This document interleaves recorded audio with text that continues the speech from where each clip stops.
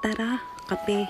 Ito ay slang words ng mga Pinoy upang imbitahan ang ating mga kaibigan, kapatid, kapamilya, kapuso o kakilala upang magkaroon ng simpleng kasiyahan at pagkakataon na magkwentuhan o magbalitaan habang nagkakape. Pero hindi lamang ito isang imbitasyon, kundi may mas malalim pang kahulugan ang mga salitang ito, tulad na lamang ng mas madaling sabihin na tara kape, na ang ibig sabihin ay nalulungkot ka at kailangan mo ng kasama o makikinig sa'yo. Maaari din naman na gusto mo mag-celebrate, mag-relax o mag-chill lang.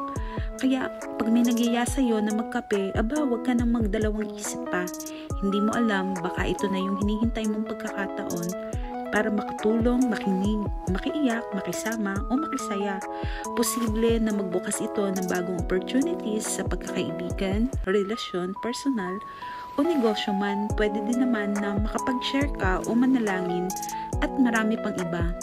Mas maganda na minsan gulatin mo din ang nag-invite sa'yo. Ikaw na ang magbayad ng kape para lalong mas masaya.